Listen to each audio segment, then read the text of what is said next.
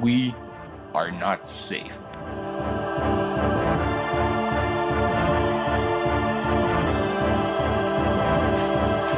I just want it to be over.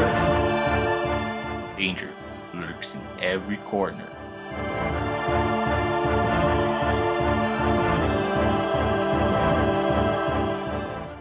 They are everywhere.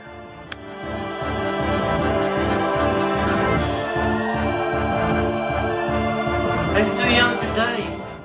And they can strike anyone, anywhere, anytime.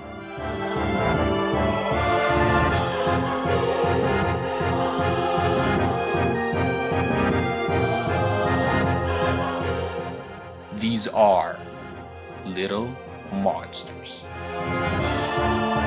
Parasites are one of the deadliest, if not the deadliest, threat to human health. These little monsters would do anything just to find a host and ensure survival.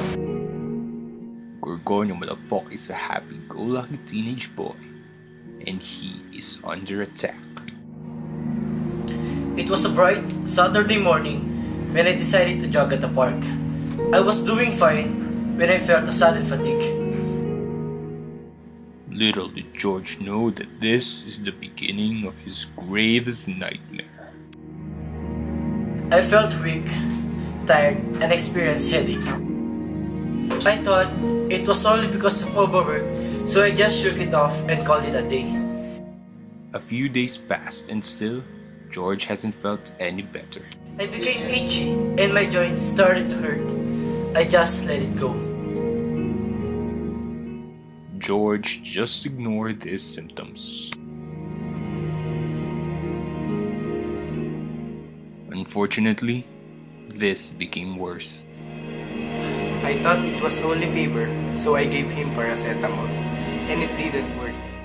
From these mild symptoms, George started to develop something more serious. I was scared. I felt so weak that I didn't want to get up. I tried to, but I just couldn't. I knew something was very wrong. It's when George started to behave differently that worried his father Pedro. He started becoming drowsy at very weird times, and he had uncontrollable sleep. He would doze off during the day and stayed up all night. I started to fall asleep uncontrollably. One time, I was walking down the street and I just fell asleep. And this wasn't just some kind of insomnia or narcolepsy.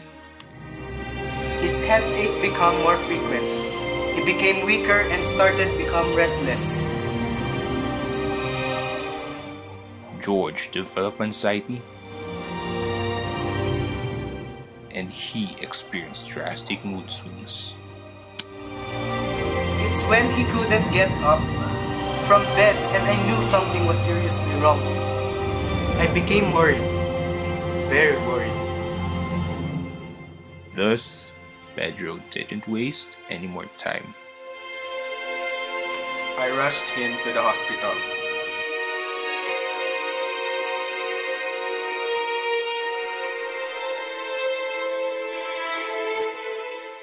In a race against time, father and son could only hope for the best.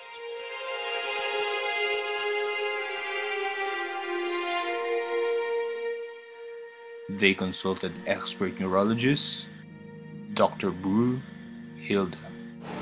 George was rushed here awake, and he just suddenly fell asleep.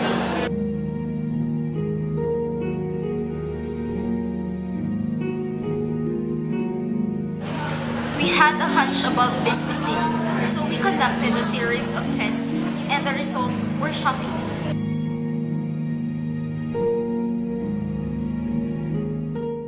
They had to perform a cerebrospinal fluid test on George. The doctor said I could suffer from coma and die. We analyzed his cerebrospinal fluid, and he was diagnosed with African Trypanosomiasis or sleeping sickness. George has contracted a very rare and deadly disease from a simple fly bite.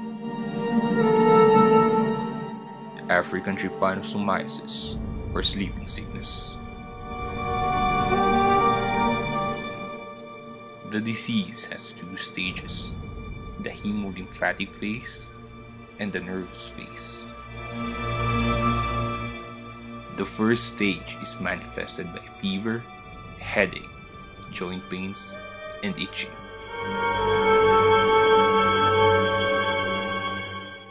Symptoms for the second phase of the disease include anxiety, drastic mood swings, confusion, reduced coordination, and the disruption of the sleeping cycle, which leads to daytime slumber and nighttime insomnia.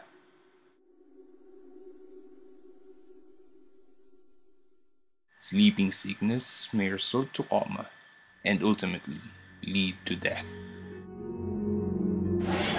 It's a very rare disease because it's only epidemic in Africa. We knew for sure how we got this disease. We stayed in Ghana for a week for a missionary service last summer with some natives in a rural village. I guess that's where he got it. George has been bitten by a tsetse fly. The causative agent of the African trypanosomiasis, or the so-called sleeping sickness, is a parasite called Trypanosoma brucei. Trypanosoma brucei lives in the system of a tsetse fly.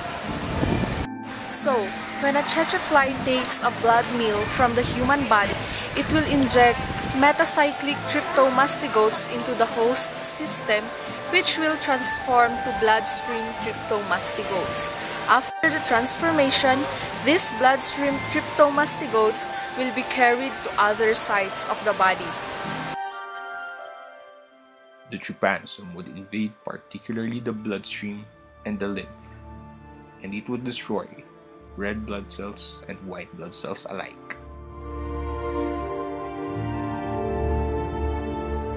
After that, the tryptomastigotes multiply by binary fission in various body fluids such as blood, lymph, and spinal fluid. The parasite could then travel to the nervous system and damage the brain. Another bite from a tsetse fly will cause the bloodstream tryptomastigotes to be ingested back from the infected host. Bloodstream tryptomastigotes will then transform into procyclic tryptomastigotes in the tsetse fly's midgut. And from there, these procyclic tryptomastigotes will multiply by binary fission. And so, the cycle continues. We had to confine him for 3 weeks and we gave him some meds. Since George was suffering from the second phase of the disease, he was given the drug melarsoprol intravenously. Meanwhile, the current standard treatment for the first stage of the disease is pentamidine or Ceramide. Fortunately, the treatment went well and he was cured in no time at all. Thank God I'm cured. I wouldn't let this parasite ruin my mission again. Now, I'm happy and I'm trying to rebuild my life. With a fly bite behind him, George once again stands and tries to rebuild his life anew.